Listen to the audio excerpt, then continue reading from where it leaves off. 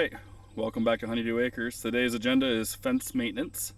We have a lot of overgrown weeds. We haven't done anything with them for quite a while. I noticed yesterday when I was feeding the pigs that Wilbur was touching the fence and didn't seem to care.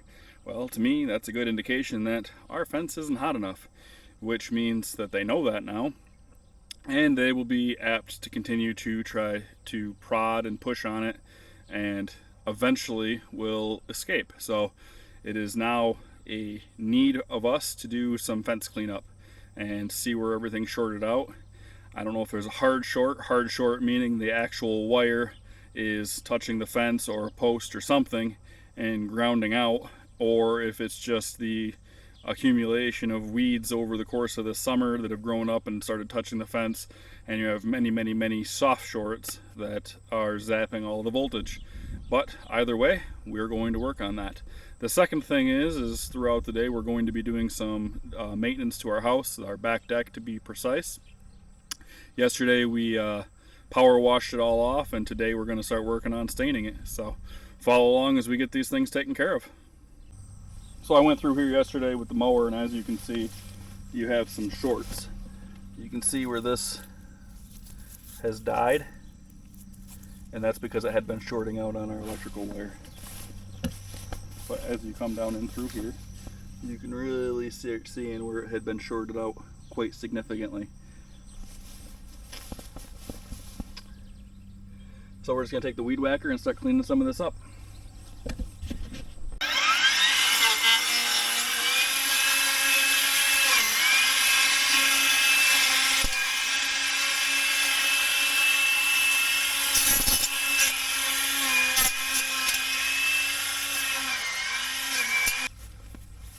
We're using a Ryobi 40 volt weed whacker here again.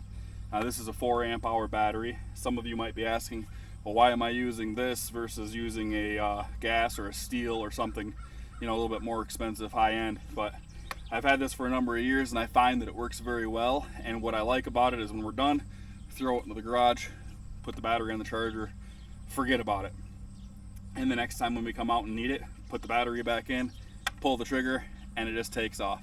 We don't have to dink around with mixing fuel. We don't have to try to dink around with getting the gas engine started after winter when it hadn't been ran in months and months and months. It's just super simple. And the next benefit of it is there's no vibration, and my wife can use it. She can throw a battery in it, pull the trigger, and it takes off. Super simple to use.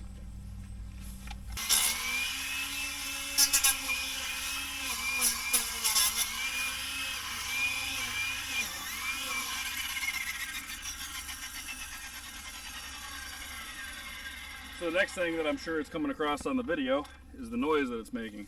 So I'm running a three metal blade here, and not a traditional string blade on here, or a string trimmer. So I can take down some small saplings and your thicker stemmed weeds without any problem. I'm also, as you can hear, hitting the fence a little bit. So there's a little garring on the blade here, but I've been running this blade again for a couple of years and it's still functional just fine.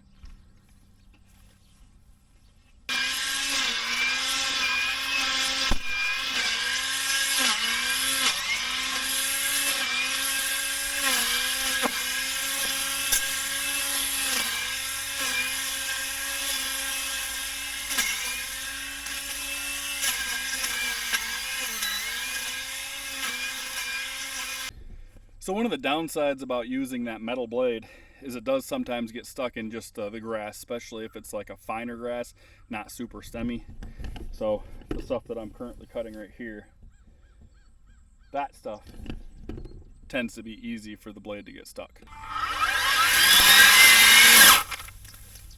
Prime example, right there. What was that? 2 seconds of weed whacking, blade stuck. So the question is do I take the time to go swap this out for the actual string trimmer head in hopes that I don't need the metal blade anymore with anything thick, or do I just keep battling this? I don't know. This one's actually really stuck.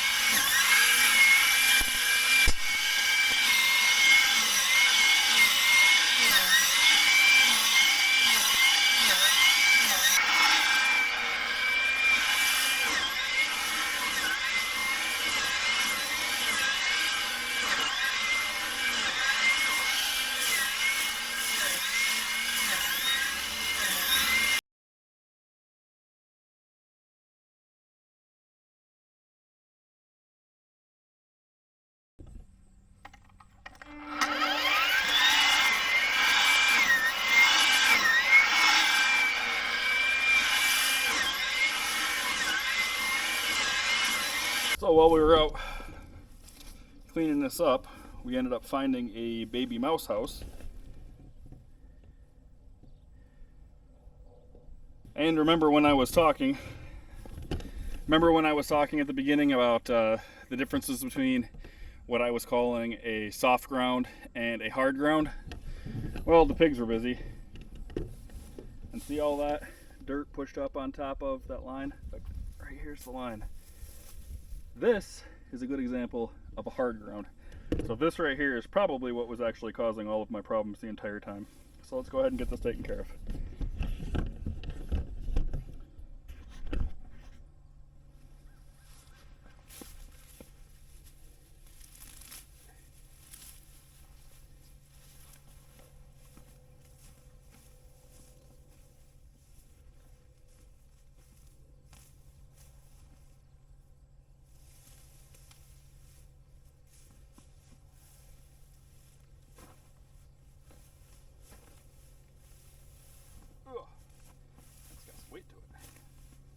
So, for those of you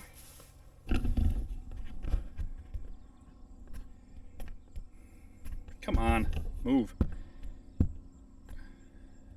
When you're trying to activate your front screen so you can actually see what you're doing, and it doesn't want to cooperate. But for those of you who are considering putting pigs out on pasture with your cattle, this is one of the consequences that you will face, is your pigs will find spots that they're going to want to root up.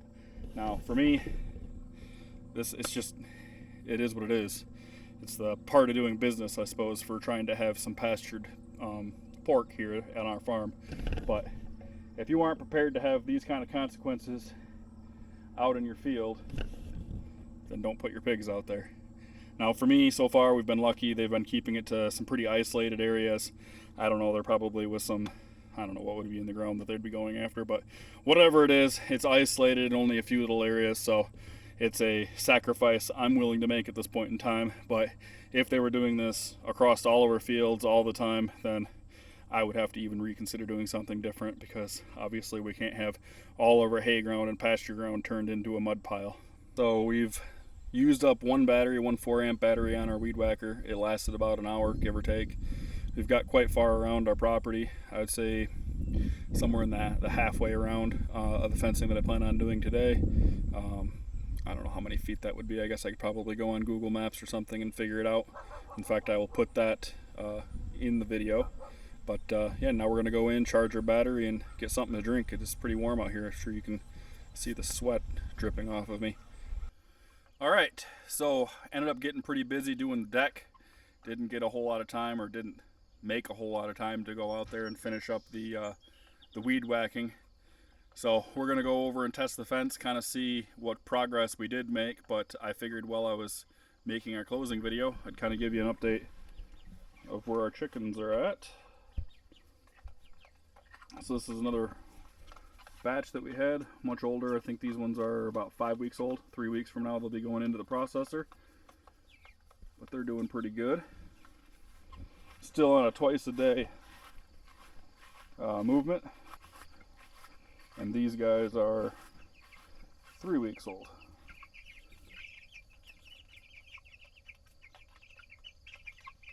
And they're doing good, little peepers.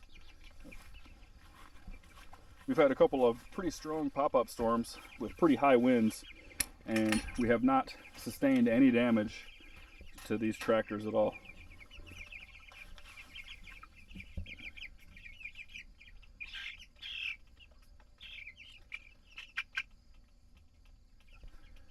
So we're here at the farthest corner where our pig hutch is at. This is the farthest point on our fence line, the way that we currently have it set up. We're going to go ahead and utilize this. We're going to go ahead and utilize this tester here by Zebra.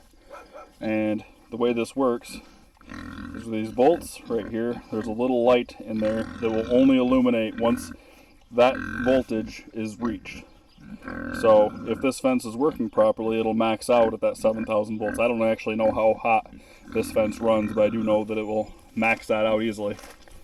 So you have an end that you put into the ground to ground it out. and then you take the end and stick it on the fence. I don't know if you can see it.